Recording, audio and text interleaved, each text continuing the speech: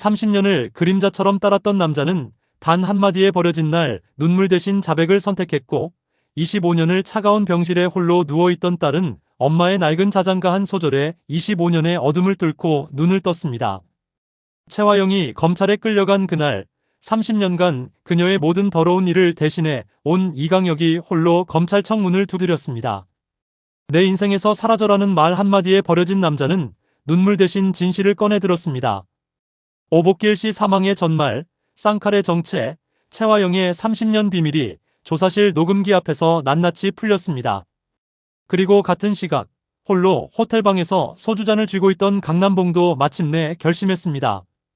두 아들과 함께 오복길 딸의 꽃집 앞에 무릎을 꿇고 검찰 정문을 스스로 걸어 들어갔습니다. 눈을 감았던 자가 두 눈을 뜨고 진실 앞에 선 것이었습니다. 최화영은 구치소 독방 벽을 바라보며 30년 만에 처음으로 무너졌습니다. 그러나 진짜 클라이맥스는 병원 3층 창가에서 터졌습니다. 정숙희의 자장가가 흘러나오던 그 순간 25년을 눈 감고 있던 마설린이 천천히 눈꺼풀을 들어 올렸습니다. 엄마. 단 한 글자였지만 그 한 글자가 25년의 기다림을 끝냈습니다. 이강혁이 자백하고 강남봉이 자수하고 최화영이 구속되고 마설린이 눈을 뜨는 이 순간 오랫동안 뒤틀려 있던 모든 것이 마침내 제자리를 찾아가고 있었습니다. 최화영이 검찰 청사 안으로 사라진 날 오후, 이강혁은 드림호텔 지하 주차장에 혼자 차를 세워두고 1시간째 움직이지 않았습니다. 핸들 위에 올려놓은 두 손이 미세하게 떨리고 있었습니다. 30년 가까이 그림자처럼 따라다니며 모든 더러운 일을 대신해온 여자가 마지막으로 남긴 말이 귓속에서 맴돌았습니다. 내 인생에서 사라져. 더 이상 네가 필요 없어. 이강혁은 눈을 감았습니다. 그 말이 분노를 불러일으키지 않았습니다. 오히려 이상하리만큼 고요했습니다. 30년 동안 스스로에게 단 한 번도 묻지 않았던 질문이 조용히 떠올랐습니다. 나는 왜 이 일을 했는가? 이강혁은 천천히 눈을 떴습니다. 차창 밖 지하 주차장의 형광등이 차갑게 빛나고 있었습니다. 이강혁은 주머니에서 휴대폰을 꺼내 저장되지 않은 번호로 전화를 걸었습니다. 수화기 너머로 남자의 목소리가 들렸습니다. 이강혁이 낮은 목소리로 말했습니다. 서울중앙지검 형사부 담당 검사 연결해 주십시오. 자진 출두 의사가 있습니다. 검찰청 조사실 복도는 형광등 아래 차갑고 조용했습니다. 이강혁이 수사관의 안내를 받아 조사실 안으로 들어섰습니다. 맞은편에 앉은 담당 검사가 서류를 펼치며 눈을 들었습니다. 검사가 입을 열었습니다. 자진 출두 의사를 밝히셨는데 진술 전에 변호인 선임 의향이 있으십니까? 이강혁이 고개를 저었습니다. 필요 없습니다. 이강혁은 테이블 위에 두 손을 가지런히 올려놓고 검사를 똑바로 바라봤습니다. 오복길 씨 사망 사건 전부 말씀드리겠습니다. 최화영 대표의 지시에 따라 제가 실행한 겁니다. 검사의 손이 잠시 멈췄습니다. 이강혁이 말을 이었습니다. 그리고 쌍칼이라는 인물의 신원과 소재도 알고 있습니다. 검사가 녹음기를 테이블 위에 올려놓으며 말했습니다. 처음부터 말씀해 주십시오. 이강혁은 숨을 한번 들이쉬고 입을 열었습니다. 오복길 씨가 최화영 대표에게 처음 접근한 것은 3년 전이었습니다. 오복길 씨는 마동석 씨와 최화영 사이에서 태어난 아이가 살아있다는 사실을 알고 있었습니다. 최화영 대표는 그 사실이 외부에 알려지면 드림그룹 내 자신의 위치가 흔들린다고 판단했습니다. 최화영 대표가 저에게 지시했습니다. 오복길을 조용히 처리하라고. 검사가 물었습니다. 처리라는 것이 구체적으로 어떤 의미였습니까? 이강혁이 답했습니다. 처음에는 입막음을 위한 금전 제공이었습니다. 그런데 오복길 씨가 돈을 받지 않았습니다. 오히려 진실을 공개하겠다고 했습니다. 최화영 대표가 두 번째 지시를 내렸습니다. 그때는 더 이상 협상이 아니었습니다. 조사실 안에 무거운 침묵이 흘렀습니다. 이강혁이 계속했습니다. 쌍칼의 본명은 엄기철입니다. 최화영 대표가 과거 드림호텔이면 자금 관리에 사용하던 인물입니다. 제가 엄기철에게 오복길 씨의 동선을 넘겼고 사고 당일 지하 주차장에서 먼저 오복길 씨에게 접근하도록 지시했습니다. 오복길 씨가 차에 부딪히기 전에 이미 공구에 의한 두부 손상이 있었습니다. 교통사고로 위장하기 위해 강남봉 교수의 차량 동선을 미리 파악해 두었습니다. 이강혁의 목소리는 조용했지만 단 한치의 흔들림도 없었습니다. 30년간 쌓아온 비밀을 털어내는 사람의 목소리였습니다. 검사가 물었습니다. 강남봉 교수는 사전에 인지하고 있었습니까? 이강혁이 잠시 생각했습니다. 강남봉 교수는 사전 모의에는 관여하지 않았습니다. 다만 사고 직후 최화영 대표로부터 연락을 받고 경찰 신고를 하지 않은 것으로 알고 있습니다. 그 이후 최화영 대표가 강남봉 교수에게 무언가 압박을 가했는지는 직접 확인하지 못했습니다. 검사가 서류를 넘기며 말했습니다. 쌍칼, 엄기철의 현재 소재를 아십니까? 이강혁이 고개를 끄덕였습니다. 경기도 광주에 위장 사업체를 운영하고 있습니다. 주소를 드리겠습니다. 이강혁이 검찰청사에서 나온 것은 밤 10시가 넘어서였습니다. 하늘은 맑았지만 바람이 차가웠습니다. 이강혁은 청사 계단 앞에 잠시 서서 서울 밤하늘을 올려다봤습니다. 30년 만에 처음으로 어깨가 가벼운 것 같았습니다. 그러나 그것이 안도인지 허탈함인지 이강혁 자신도 알 수 없었습니다. 이강혁은 코트깃을 세우고 계단을 내려갔습니다. 그를 기다리는 차도 연락해줄 사람도 없었습니다. 같은 시각 강남봉은 임시로 짐을 풀어둔 호텔방에 홀로 앉아 있었습니다. 테이블 위에는 먹다 만 편의점 도시락과 소주 한 병이 놓여 있었습니다. TV에서는 최화영의 검찰 소환 뉴스가 흘러나오고 있었습니다. 앵커의 목소리가 조용한 방 안을 채웠습니다. 드림호텔 최화영 대표가 오복길 씨 사망 사건 교사 혐의로 오늘 오전 검찰에 소환됐습니다. 검찰은 최화영 대표와 함께 공범으로 지목된 이강혁 전 비서실장이 자진 출두해 진술을 시작한 것으로 확인했습니다. 강남봉의 손에서 소주잔이 흔들렸습니다. 이강혁이 자진 출두했다는 말에 심장이 쿵 내려앉았습니다. 이강혁이 입을 열었다는 것은 모든 것이 법정에서 드러난다는 의미였습니다. 강남봉의 눈앞에 오복길의 모습이 떠올랐습니다. 사고 현장에서 쓰러져 있던 그 남자. 최화영이 전화로 내가 다 처리할게요라고 했을 때 강남봉은 고개를 돌렸습니다. 묻지 않았습니다. 보지 않으려 했습니다. 그것이 공범이 된다는 것을 어렴풋이 알면서도 눈을 감았습니다. 강남봉은 소주잔을 내려놓고 두 손으로 얼굴을 감쌌습니다. 법정에서 한영자를 마주했을 때의 기억이 밀려왔습니다. 30년을 함께 살아온 아내가 원고석에 앉아 서류만 들여다보던 모습. 그 눈빛이 자신을 향하지 않았다는 것이 이미 자신이 그 여자에게 남편이 아닌 상대방 당사자가 됐다는 것이 그날 밤에야 제대로 느껴졌습니다. 강남봉은 핸드폰을 들었습니다. 강백호의 이름 위에 손가락이 멈췄습니다. 한참을 망설이다 전화를 걸었습니다. 신호음이 3번 울리고 강백호가 받았습니다. 강백호의 목소리는 차가웠습니다. 무슨 일이에요? 강남봉이 낮은 목소리로 물었습니다. 백호야, 어머니 지금 어디 계시니? 강백호가 짧게 답했습니다. 왜요? 강남봉이 긴 숨을 내쉬었습니다. 할 말이 있어서 그래. 강백호가 잠시 침묵했습니다. 지금 사무실에 계세요. 하지만 아버지, 말씀 조심하세요. 어머니 많이 지쳐 계십니다. 강남봉이 고개를 끄덕이며 말했습니다. 알아. 한영자는 사무실 불을 켜놓은 채 홀로 서류를 정리하고 있었습니다. 이혼이 확정된 이후에도 최화영 관련 형사사건의 참고인 자료를 검토하는 일이 남아있었습니다. 오복길 사건의 피해자 측 유족이 별도로 민사소송을 진행할 경우 자신이 가진 증거들이 필요할 수 있었습니다.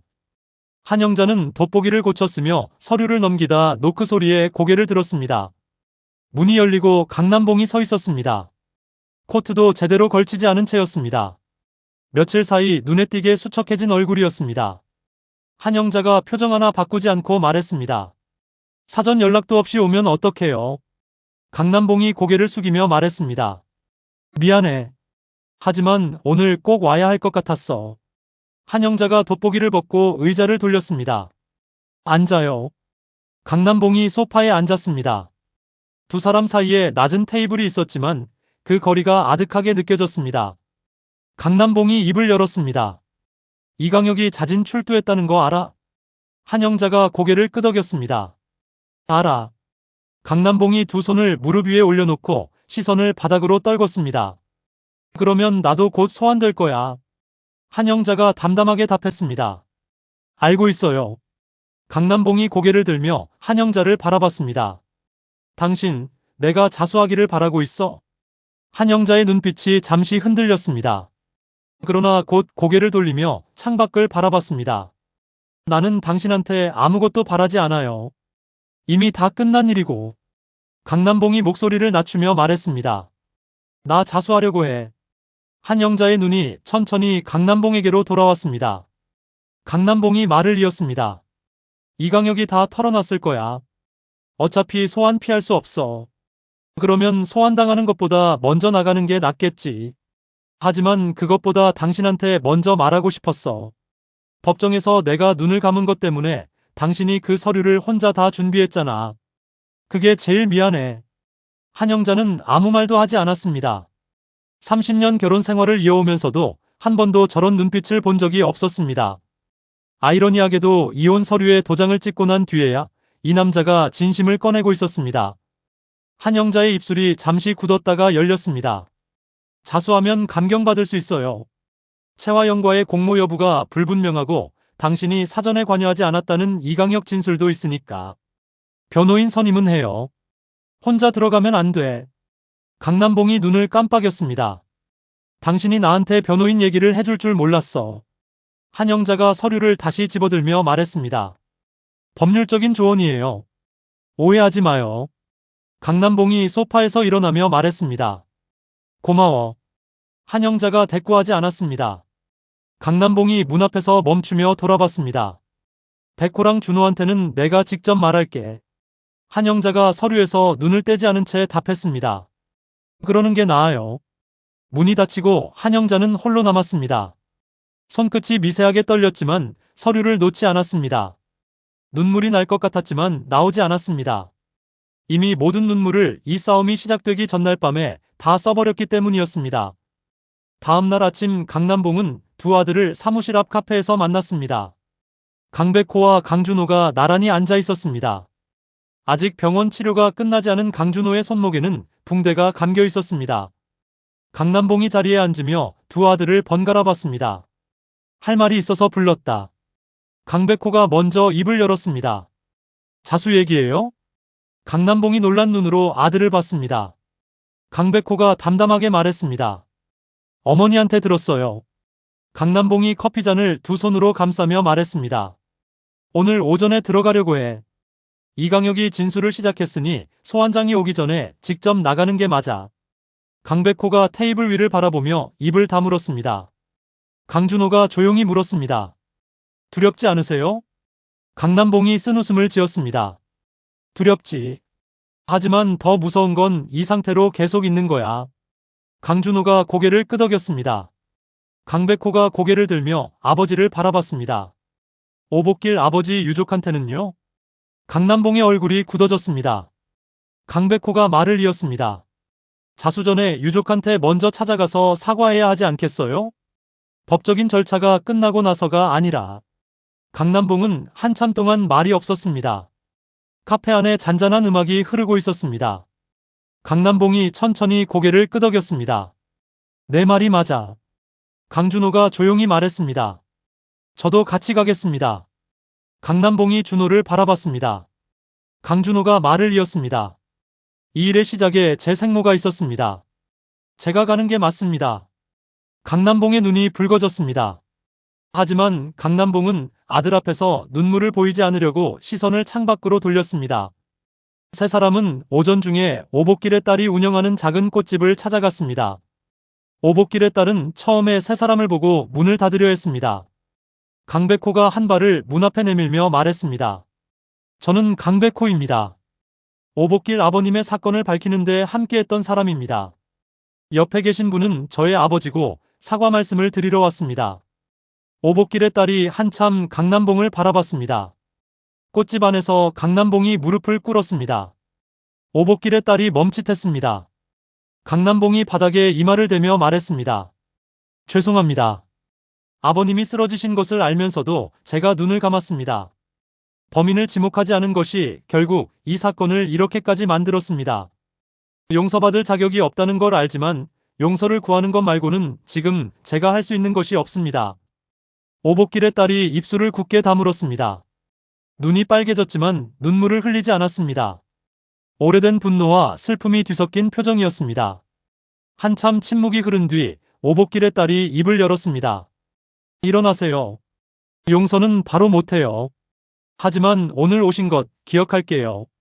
강남봉이 천천히 일어섰습니다. 강백호가 아버지의 등에 손을 얹었습니다. 강준호는 고개를 숙인 채 있었습니다.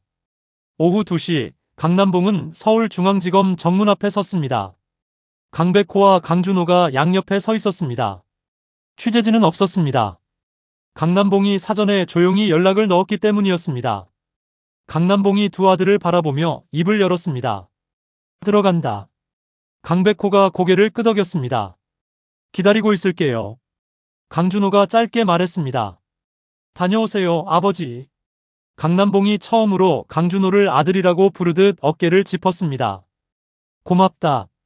강남봉이 정문 안으로 걸어 들어갔습니다. 두 아들이 그 뒷모습을 바라봤습니다. 강백호의 눈이 붉어졌지만 입술을 꾹 다물었습니다.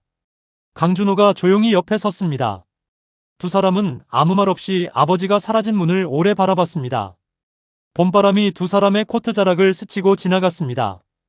조사실에서 강남봉은 담당 검사 앞에 앉았습니다. 검사가 물었습니다. 자진 출두하신 이유를 말씀해 주시겠습니까? 강남봉이 천천히 입을 열었습니다. 늦었지만 제가 알고 있던 것을 말씀드리는 게 맞다고 생각했습니다. 검사가 녹음기를 켜며 말했습니다. 말씀하십시오. 강남봉이 사고 당일의 기억을 처음부터 꺼내기 시작했습니다. 최화영에게 전화를 받은 시각. 내가 다 처리할게요라는 말을 들었을 때 직감한 것. 그럼에도 경찰에 신고하지 않기로 결심한 이유. 강남봉의 목소리는 떨렸지만 끊이지 않았습니다. 조사실 밖 복도에서 시간이 흘렀습니다.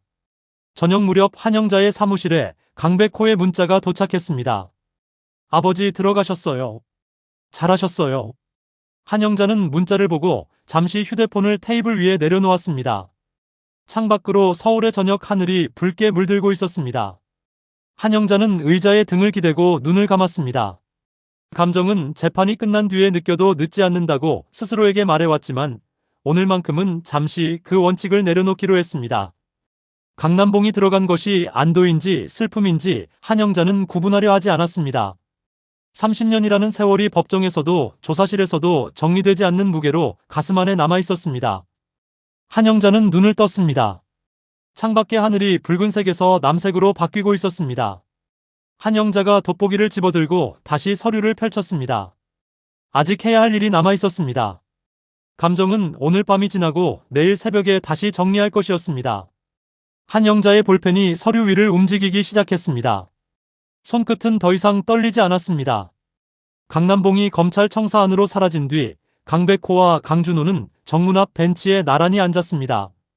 아무도 먼저 말을 꺼내지 않았습니다. 봄볕이 따뜻했지만 두 사람의 얼굴은 무거웠습니다. 강준호가 먼저 입을 열었습니다. 형, 아버지 얼마나 걸릴까요? 강백호가 먼 곳을 바라보며 답했습니다. 자진 출두에 협조적으로 진술하면 오늘 안에 나오실 수도 있어요. 강준호가 두 손을 무릎 위에 올려놓고 고개를 숙였습니다. 제 생모 때문에 이 집안이 이렇게 됐습니다. 강백호가 고개를 저으며 말했습니다. 최화영이 선택한 거예요. 준호 씨 잘못이 아니에요. 강준호가 입술을 깨물었습니다. 머리로는 알아요. 그런데 가슴이 그렇게 정리가 안 됩니다. 강백호가 강준호의 어깨를 한번 짚었습니다. 그게 정상이에요. 두 사람은 다시 침묵 속에 앉았습니다. 청사 앞 은행나무가 바람에 흔들렸습니다. 검찰 조사실 안에서 강남봉의 진술은 2시간째 이어지고 있었습니다. 검사가 서류를 넘기며 물었습니다. 최화영 씨로부터 처음으로 오복길 씨 관련 이야기를 들은 것이 언제였습니까? 강남봉이 잠시 눈을 감았다가 떴습니다. 사고가 나기 약 2달 전이었습니다. 최화영이 오복길이라는 사람이 자신을 협박하고 있다고 했습니다. 저는 그때 구체적인 내용을 묻지 않았습니다. 검사가 볼펜을 멈추며 물었습니다. 왜 묻지 않으셨습니까? 강남봉의 눈이 잠시 흔들렸습니다. 최화영과의 관계를 유지하고 싶었습니다. 불편한 진실을 알게 되면 그 관계가 달라질 것 같았습니다. 검사가 고개를 끄덕이며 받아 적었습니다. 강남봉이 말을 이었습니다. 사고 당일 밤 최화영에게서 전화가 왔습니다. 오복길 씨가 사고를 당했다고 했습니다. 제 차가 그 근처를 지나간다는 것도 알고 있다고 했습니다. 저한테 경찰에 신고하지 말라고 했습니다. 검사가 물었습니다. 그 말을 들었을 때 어떤 생각이 드셨습니까? 강남봉이 한참 동안 아무 말도 하지 않았습니다. 조사실 안에 시계 초침 소리만 들렸습니다. 강남봉이 천천히 입을 열었습니다. 채화영이 그 사고와 관련이 있다는 것을 직감했습니다. 하지만 저는 전화를 끊었습니다. 그리고 신고하지 않았습니다. 그것이 제 죄입니다. 검사가 서류에 무언가를 적으며 조용히 말했습니다. 용기 있는 진술입니다. 강남봉이 쓴웃음을 지었습니다. 용기가 아닙니다. 너무 늦었을 뿐입니다. 조사가 끝난 것은 오후 5시가 넘어서였습니다. 강남봉이 조사실 문을 나서자 복도 끝에서 강백호와 강준호가 일어섰습니다. 강남봉은 두 아들의 얼굴을 보는 순간 발걸음이 느려졌습니다. 기다리고 있었구나. 강백호가 아버지에게 다가서며 말했습니다. 당연하죠. 강남봉의 눈이 붉어졌습니다. 강준호가 말없이 강남봉의 옆에 섰습니다. 세 사람은 나란히 청사를 나섰습니다. 저녁 바람이 불었습니다. 강남봉이 하늘을 올려다보며 말했습니다. 밥 먹자. 오랜만에 셋이서. 강백호가 잠시 아버지를 바라보다 고개를 끄덕였습니다. 어디 가실 거예요? 강남봉이 천천히 걸으며 답했습니다. 그냥 오래된 국밥집 있으면. 화려한 데는 싫어. 강준호가 조용히 말했습니다. 근처에 40년 된 순대 국밥집 있어요. 강남봉이 고개를 끄덕였습니다. 거기로 가자. 세 사람은 말없이 골목 안으로 걸어 들어갔습니다. 아버지와 두 아들이 나란히 걷는 모습이었습니다. 무겁고 조용했지만 함께였습니다. 한편 채화영은 그날 밤 검찰 조사를 마치고 구치소로 이감됐습니다. 구치소 복도를 걸으며 채화영은 아무 말도 하지 않았습니다. 수의를 건네받아 갈아입는 손이 떨렸지만 표정은 굳어 있었습니다. 독방 문이 잠기는 소리가 들렸습니다. 채화영은 딱딱한 침대에 앉아 벽을 바라봤습니다. 30년 전 무명 배우 시절 고시원 방과 크게 다르지 않은 공간이었습니다. 그때는 이 방을 벗어나기 위해 모든 것을 걸었습니다. 그리고 30년이 지나 다시 이런 방 안에 앉아 있었습니다.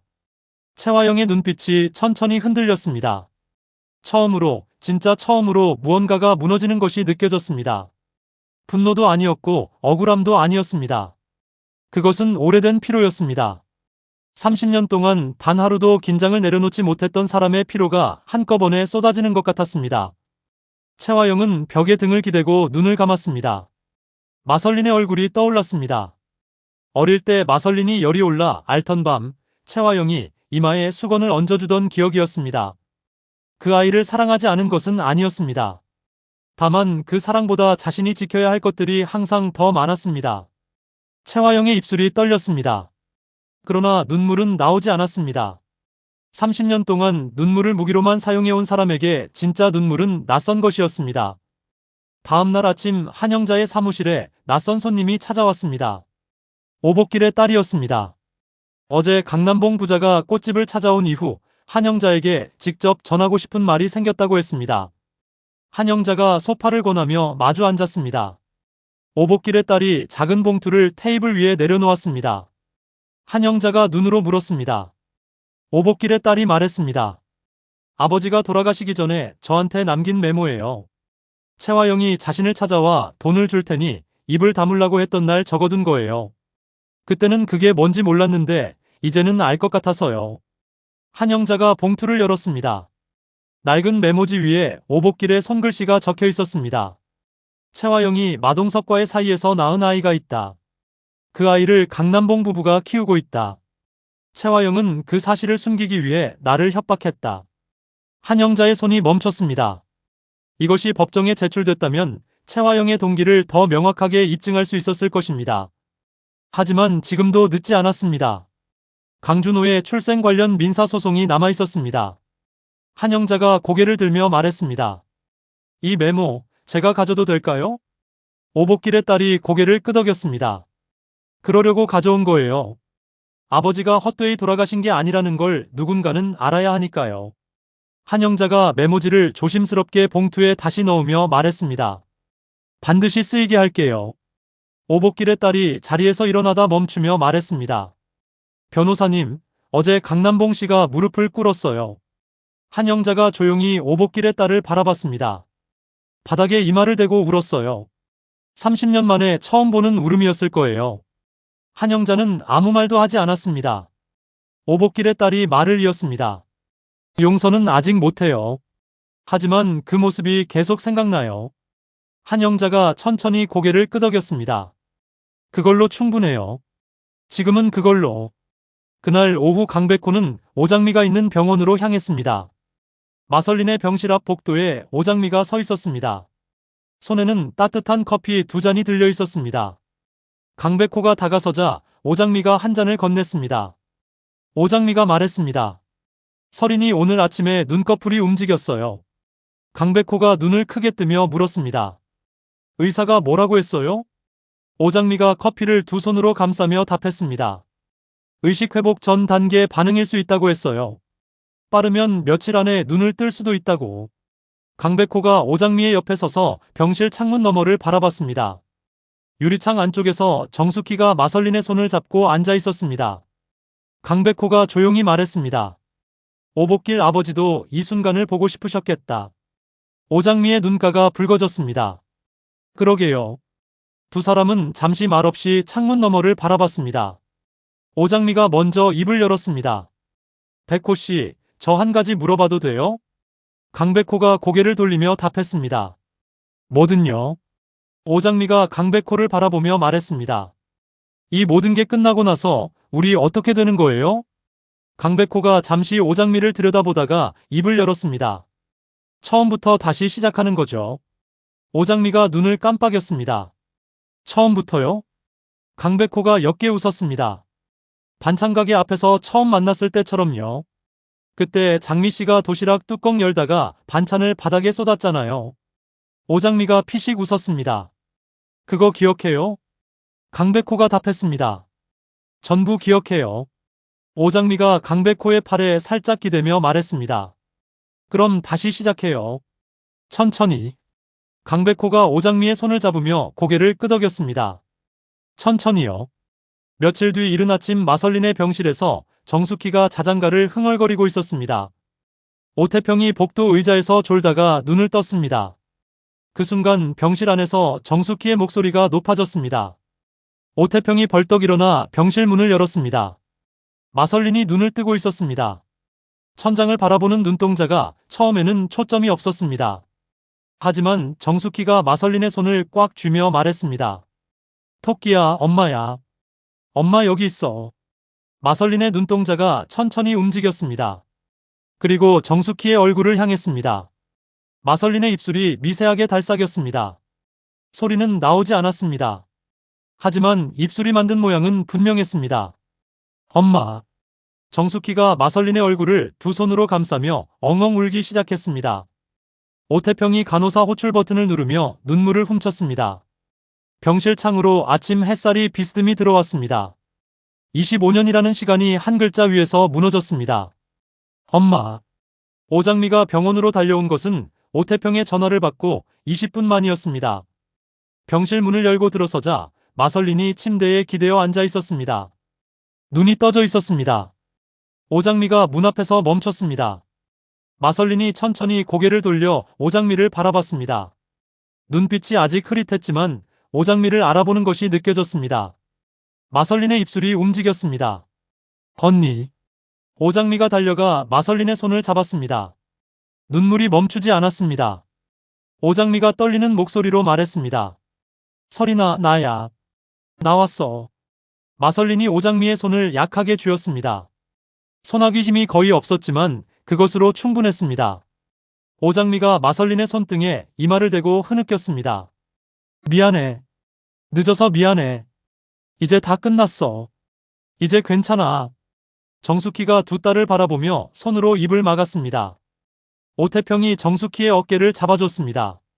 병실 안에 조용한 울음소리가 가득 찼습니다. 슬픔이 아닌 울음이었습니다. 오래 참아온 것이 한꺼번에 풀리는 울음이었습니다. 그날 저녁 강백호는 오장미에게서 전화를 받았습니다. 설인이 눈 떴어요. 강백호가 눈을 감으며 말했습니다. 다행이다. 오장미가 콧물을 훔치며 웃었습니다. 엄마가 자장가 불러줬는데 그게 효과가 있었나 봐요. 강백호가 피식 웃었습니다. 정숙희 어머니 공이 제일 크네요. 오장미가 잠시 조용해지다 말했습니다. 백호 씨, 이제 진짜 끝나가는 것 같아요. 강백호가 창밖을 바라보며 답했습니다. 끝이 아니라 시작이에요. 오장미가 물었습니다. 무슨 시작이요? 강백호가 말했습니다. 설인이 재활하고 걷는 것. 어머니가 혼자서도 단단하게 사는 것. 준호 씨가 자기 자리를 찾는 것. 그리고 우리가 처음부터 다시 시작하는 것. 오장미가 조용히 웃었습니다. 할 일이 많네요. 강백호가 답했습니다. 많죠. 그래서 바빠야 해요. 슬퍼할 시간이 없게. 오장미가 전화기를 귀에 꼭 대며 말했습니다. 고마워요, 백호 씨. 강백호가 답했습니다. 나도요. 한영자는 그날 밤 사무실을 일찍 나섰습니다. 오랜만에 퇴근다운 퇴근이었습니다.